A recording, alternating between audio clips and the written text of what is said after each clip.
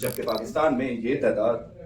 5 لاکھ میں basically awareness ہی نہیں ہے، کیونکہ ان کی زندگی میں فارماسسٹ سے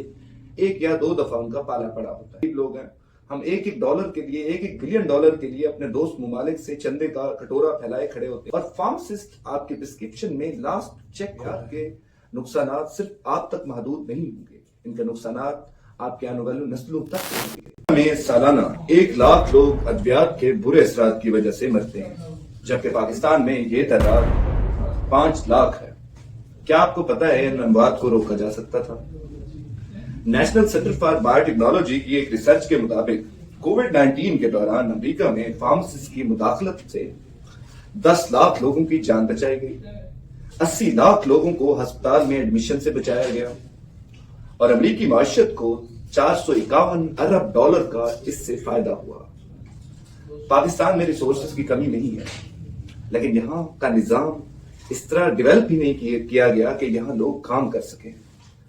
پاکستان میں آپ کو خبریں آتی ہیں کہ 88 لاکھ لوگ پاکستان چھوڑ کے اس مہینے چلے گئے، اور 300 پاکستان فلاں سمندر میں ڈوب کے مر گئے۔ پاکستان میں نہ تو نیشنل لیول پہ اس چیز کو فروغ دیا گیا ہے کہ یہاں لوگ پروفیشنلز رک کے کام کر سکیں،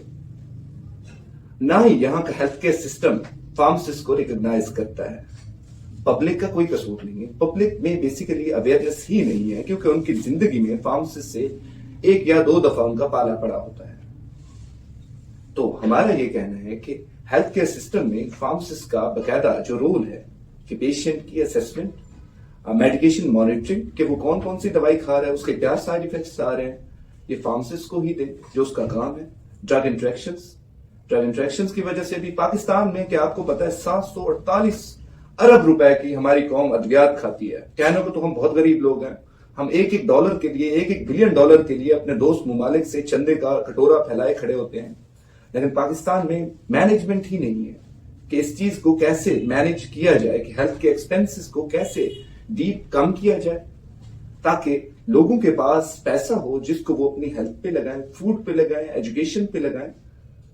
نہ کہ وہ $500 ارب جو پاکستانی unnecessary میڈیکیشن میں ضائع کرتے ہیں۔ Being a pharmacist, my message to the nation is کہ ہم اپنا کیس آپ لوگوں کے سامنے رکھتے ہیں، کیونکہ پیشنٹ سائڈ پہ اگر کوئی ایڈوکیٹ ہوتا ہے that is your pharmacist،